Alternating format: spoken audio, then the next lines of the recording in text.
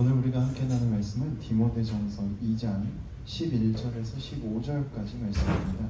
디모데전서 2장 11절에서 15절 주보에도 나오고 화면에도 나오니까 우리 한 목소리로 함께 읽으면 좋겠습니다. 함께 읽겠습니다. 여자는 일체 순종함으로 조용히 배우라. 여자는 가르치는 것과 남자를 주관하는 것을 허락하지 아니하노니 오직 조용할지니라. 이는 아담이 먼저 지음을 받고 하와가 그 후며 아담이 속은 것이 아니고 여자가 속아 죄에 빠졌음이라. 그러나 여자들이 만일 정숙함으로써 믿음과 사랑과 거룩함에 거하면 그의 해산함으로 구원을 얻으리라. 오늘 말씀의 제목은 왜예요? 왜? 오늘 읽은 이 말씀, 바울의 이 해석 때문에 기독교가 2000년 동안 여성을 억압합니다. 여성들을 무시하고 여성들에게 여성은 내존화해야 돼 라고 막 말을 해요. 근데 도대체 왜 말했을까? 왜 이렇게 말했을까? 여기 집중하지 않으면 우리가 글자 그대로 읽게 되고 바울이 말한 뜻을 왜곡해서 받아들이게 됩니다. 우선 첫 번째 얘기를 해보려고 합니다. 여자는 일체 순종함으로 조용히 배워라. 여자는 가르치는 것과 남자를 주관하는 것을 허락하지 아니하노니 조용할지니라 라고 말합니다. 여자가 남자에게 순종해야 되고 큰 소리 내면 안 되고 남자를 가르치면 안 된다고 말을 하고 있어요. 왜 그랬을까? 그 근거로 바울은 이렇게 말합니다. 아담이 먼저 지음을 받고 하와가 그 후며 아담이 속은 것이 아니고 여자가 속아 죄에 빠졌음이라. 아담이 먼저 지음을 받았고 하나님께서 선악과를 먹지 말아라 라고 가르쳤습니다. 그리고 하와를 만들어서 아담에게 보내줬는데 하와가 뱀의 유혹에 빠져서 열매를 먹고 남편에게도 줬습니다. 그걸 가지고 이렇게 말을 하는 겁니다. 그리고 나서 그러나 여자들이 정숙하고 믿음과 사랑으로 거룩함에 거하면 해산함, 출산함으로 구원을 얻을 거다 이렇게 말하고 있어요. 이제 다시 한번 자세히 천천히 얘기를 해볼게요.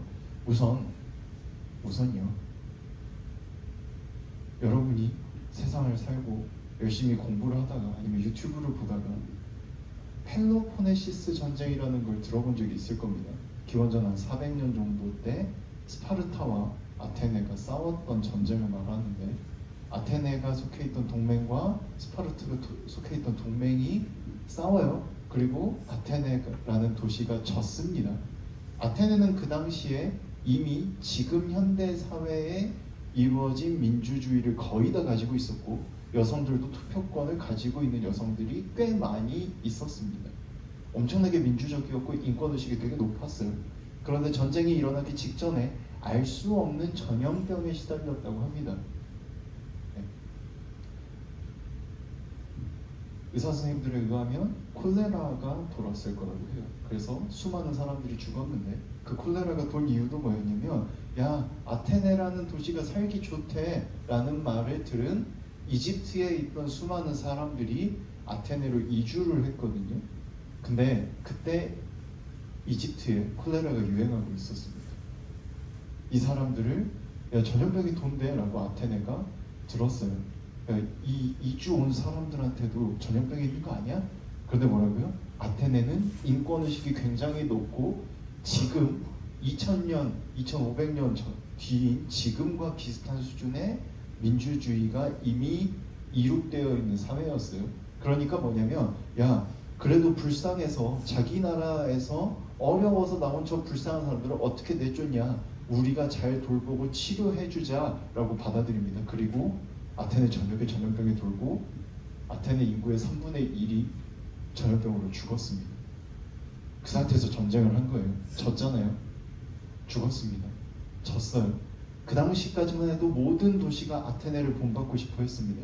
그런데 스파르타가 이겼잖아요. 이제는 누가 기준이에요? 스파르타가 기준입니다. 스파르타는요 남성의 육체를 신성시하고 숭배하는 곳이었어요. 뛰어난 아이가 아니면 골격이 딱 태어났는데 골격이 뛰어나지 않으면 갖다 버렸습니다. 저 도시에, 저 옆에 도시에 저 아이가 골격이 뛰어나고 멋져, 훌륭한 전사가 될 것 같아, 가서 훔쳐옵니다. 태어났는데 여자아이가 태어났어요. 아이도 잘 못 나올 것 같고 예쁘지도 않아, 인기가 없을 것 같아, 갖다 버립니다. 여성을 물건 취급하고 짐작 취급하는 문화가 그리스에 만연하게 됩니다. 그리고 그것이 로마로 이어져요. 이스라엘은 괜찮았냐? 이스라엘도 비슷한 수준으로 여성 인권이 낮았지만 적어도 성경의 율법에 의해서 여성들의 생계를 보장하는 법들이 제정이 돼 있었어요. 그나마 그게 지켜져 오고 있었는데 이스라엘이 망하고 바벨론의 식민지가 됐다가 페르시아의 식민지가 됐다가 로마의 식민지가 됐습니다. 식민지가 될 때마다 그 나라의 문화를 받아들이기 시작해요. 그리고 이제 로마의 식민지가 됐습니다. 이제 뭐라고 말하냐면 그렇게까지 할 필요 없는 거 아니야? 여성들의 생계를 우리가 굳이 책임져줘야 돼? 특히 과부의 생계를 책임져줘야 돼? 쟤네가 아무런 도움도 안 되는데? 라고 생각하기 시작해요. 그리고 그런 문화가 점점점 퍼져나갑니다. 그걸 가지고 다시 봅시다. 여성들의 힘이 너무나도 약해요. 아무것도 못해요. 발언권도 없습니다. 짐작 취급이에요. 재산이었습니다. 그런데 그런 상황에서 교회에 나왔더니 목소리를 낼 수 있는 거예요. 말을 할 수 있는 겁니다. 그 배경에 뭐가 있냐면요, 바울 사도가 전도 여행을 하는데 수많은 여성들이 도움을 줍니다. 처음에는 별 도움이 안 됐거든요. 그런데 루디아라는 여성을 만나요. 루디아라는 여성은 보라색 옷감을 파는 사람이었거든요. 근데 그 당시에 보라색 색소를 어떻게 얻었냐면 지중해에 있는 달팽이 혹은 전복 같은 종류, 군소라고 불리는 애를 잡아가지고 쥐어짭니다. 1000마리를 쥐어짜면 0.1kg의 보라색 염료가 나왔대요. 1kg의 보라색 천은 같은 무게의 황금보다 3배 이상 비쌌습니다. 보라색 옷감을 판매하는 여성이 바울을 만났어요. 바울 사도의 얘기를 듣고 이 사람이, 루디아라는 이 사람이 이렇게 말합니다. 지금 우리 집에 있는 이 일꾼들 전부 다 세려 주십시오. 우리 전부 다 교회에 등록하겠습니다. 당신 말대로 예수님 믿을게요. 예배할 자리 구하고 있다고 하셨죠? 여기서 예배하십시오. 왜? 아까 말했잖아요. 보라색 옷감이 같은 무게의 황금보다 3배는 더 비싸다니까. 어마어마한 부자고 여성이지만 엄청난 사업가로서 엄청난 부를 가지고 있었어요. 이 사람한테 없는 건 뭐예요? 남성이라는 성별 하나가 없어요. 그런데 이 사람 얘기를 들었더니 예수님이 모든 사람을 똑같이 사랑해 줬답니다. 모두를 다 구원해 줬대요. 그런 세상에 오면 어떻게 돼요? 나한테 더 이상 내가 남성이 아니라서 얻어야 되는 불이익을 얻을 필요가 없는 거예요.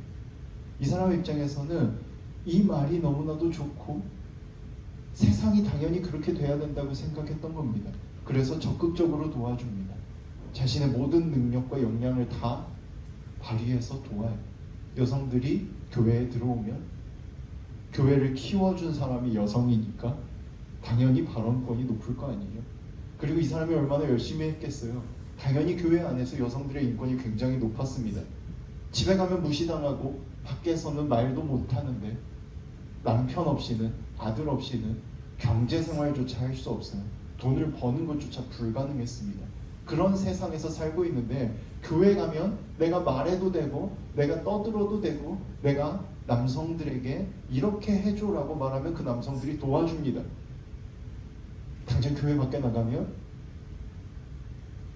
나한테 명령하고 나는 아무것도 못하는데 교회 안에서는 가능한 거예요. 이 사람들이 처음에 열심히 교회에 나왔는데 사람이 습관이 되면 나도 모르게 하잖아요. 그렇죠? 평소에 욕을 습관으로 쓰면 나도 모르게 어른들하고 얘기하다가도 갑자기 욕이 툭 나오잖아. 안 해야지 하고 있는 거예요. 그런 것처럼 너무 습관이 되니까 밖에 나갔는데 교회가 아닌데 똑같이 하는 거야. 잘못하면 어떻게 돼? 그냥 그대로 죽어요. 죽여도 법적으로 아무런 문제가 없어. 남편이 화가 나서 아내를 죽여도 아무 문제가 없는 세상이에요. 바울 사도가 염려가 됩니다. 어떻게 해야 되지 이거? 어떻게 해야 되지? 아 그래. 그러면 이 사람들을 일단 살려야겠으니 이렇게 말하자. 살려야겠으니 순종하고 조용히 하십시오. 남편에게 따르십시오. 남편을 휘두르려고 하지 마십시오. 여성이 죄를 가졌기 때문입니다. 라고 말합니다. 근데 잘 생각해봐요. 혹시 궁금하면 창세기 3장을 펴도 좋습니다. 성경책이 있습니다. 아담이 먼저 지음을 받고 하와가 그 후에 창조됐습니다. 이건 맞죠? 아담이 속은 것이 아니고 여자가 속아 죄에 빠졌습니다. 맞습니다. 그런데 잘 봅시다. 잘 봅시다. 창세기 3장에 보면 뭐라고 돼 있냐면요. 뱀이 여자를 유혹했어요. 여자가 보니까 그 열매가 보암직스럽고 먹음직스럽고 지혜롭게 할 만큼 탐스러웠대요. 먹었습니다. 그리고 곁에 있는 남편에게 줍니다. 뭐라고요? 곁에 있는 남편에게 준다고. 뱀이 유혹할 때 어디 있었다고? 옆에 있었어. 하와는 아담한테 전해 들었어요. 야 저거 먹으면 하나님이 우리 죽인대. 아담은 하나님께 직접 들었습니다. 뱀이 유혹합니다. 둘 다 같이 들었어요. 먼저 먹은 건 하와가 먹었지만 잘못을 굳이 따지면 누가 더 크겠어요? 옆에 있던 아담이 잘못이 더 크겠죠. 바울 사도가 굳이 여기를 가져와서 아담이 속은 게 아니고 여자가 속았어 라고 말하는 이유가 바로 여기 있습니다. 알았어요. 바울 사도는 알고 있었던 거예요. 남자가 죄가 더 커 사실은. 근데 만약에 성경을 가르치면서 여성들이 지금 이렇게 똑똑하고 잘났는데 이 구절을 읽게 돼서 그걸 깨달으면 어떻게 되겠어요? 들고 일어나겠죠? 그러면 어떻게 돼? 다 죽는 거예요 그냥. 그럼 교회가 망하겠지. 여성들이 주축을 이루고 있었는데. 그래서 일부러 그 구절을 가지고 말하는 겁니다. 틀린 얘기는 하나도 안 했어. 여성이 먼저 속은 것도 맞고 나중에 지음받은 것도 맞거든? 근데 교묘하게 일부를 말을 안 했습니다. 그리고 나서 여성들에게 말하는 겁니다. 믿음과 사랑과 거룩함으로 출산하면 구원을 얻어. 왜 이렇게 말했냐면요. 아까 제가 그랬잖아요. 여성은 남편이 없으면 사회생활을 못해요. 경제활동을 못하는 시대입니다. 근데 예외가 딱 하나 있습니다. 아들을 낳으면요. 그 아들을 데리고 시장에 나가면 경제활동을 할 수 있어요. 출산이 바로 구원과 동의였던 거예요. 동격이었던 거예요. 같은 말인 거예요. 여성들에게. 그러니까 바울 사도가 말합니다. 여성들아 아직은 때가 아니야. 그러니까 지금은 좀 잠잠해. 그리고 남편을 잘 섬기고 남편한테 사랑받으면 아이를 낳을 거잖아. 그 아이를 낳고 그 아이를 낳으면 그 아이로 인해서 너희가 말할 수 있게 돼. 그때까지만 좀 기다려봐. 지금 시대는 그런 시대는 이미 지났죠. 지금 이 시대가 오기까지 무슨 일이 있었냐면 우리나라에서도 비슷한 일이 있긴 있었는데 우리나라에서는 그렇게 심하지 않았고 영국의 여성 참정권 운동을 많이들 얘기합니다. 여성 인권을 얘기할 때. 왜 얘기하냐면요. 여성들이 투표권을 갖고 싶었어요. 여성 인권이 많이 올라갔거든요. 근데 투표권을 끝까지 안 주는 거예요. 남성들이.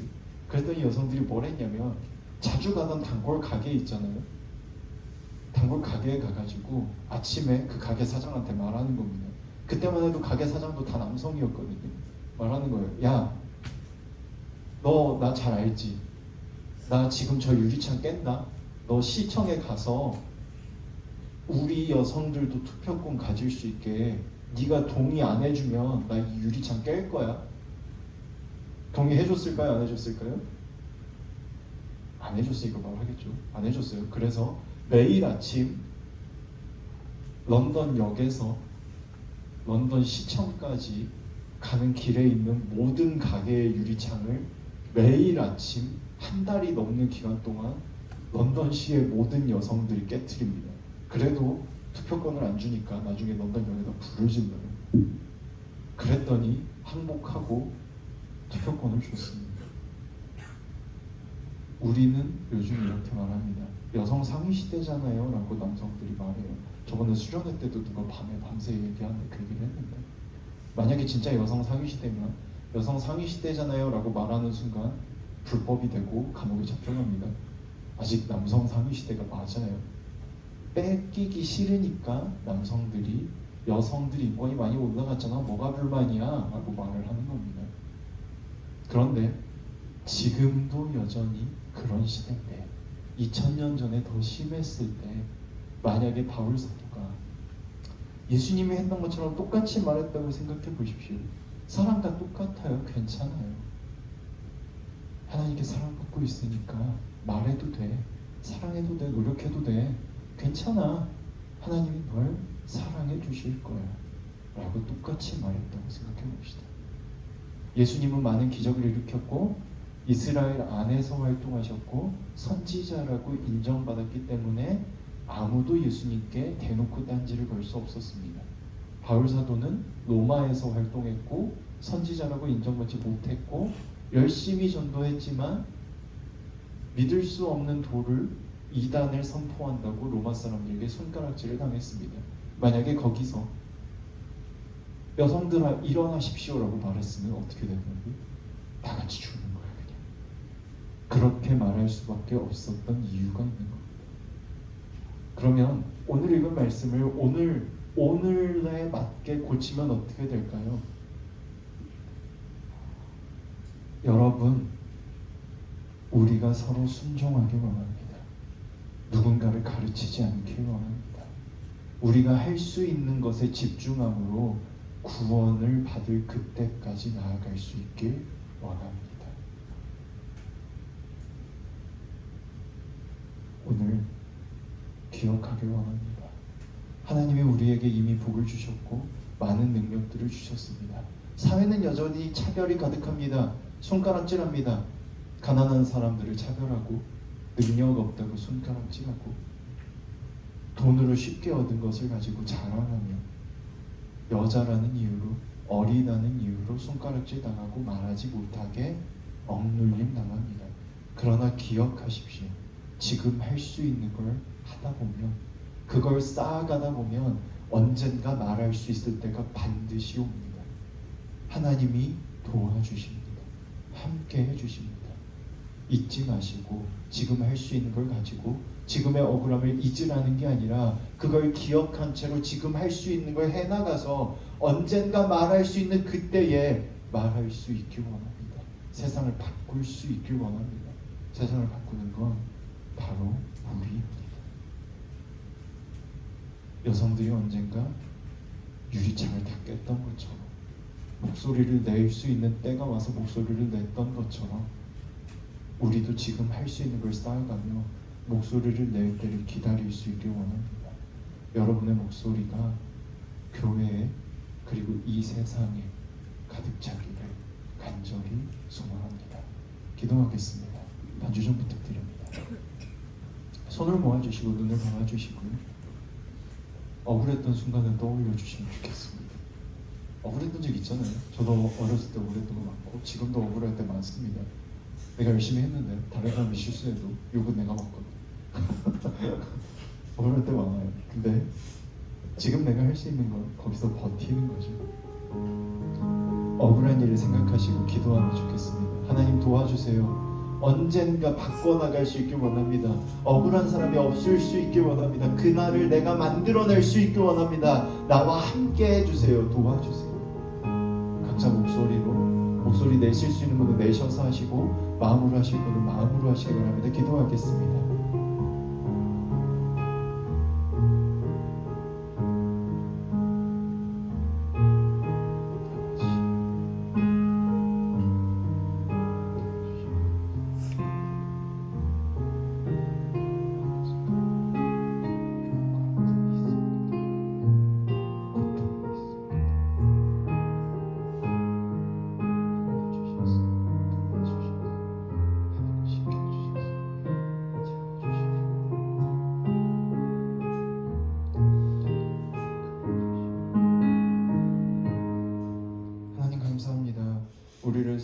주시고 붙잡아 주신 줄 믿습니다. 우리가 겪고 있는 모든 어려움을 이미 알고 계신 줄 믿습니다. 도와주시옵소서. 지금 할 수 있는 것들을 해나가며 준비하고자 하오니 우리가 겪었던 억울함들을 다시 누군가가 겪지 않을 수 있도록, 우리가 이 땅을, 이 세상을 바꿔나갈 수 있도록 주님 함께하여 주시옵소서. 쌓아가고 키워나가며 성장할 수 있도록 주님 도와주시옵소서. 목소리를 낼 수 있는 때가 오리라 믿습니다. 주님 이끌어 주시고 지켜주시며 새 힘을 허락하여 주시옵소서. 사랑으로 인도해 주시는 줄 믿으며 예수님 이름으로 기도합니다.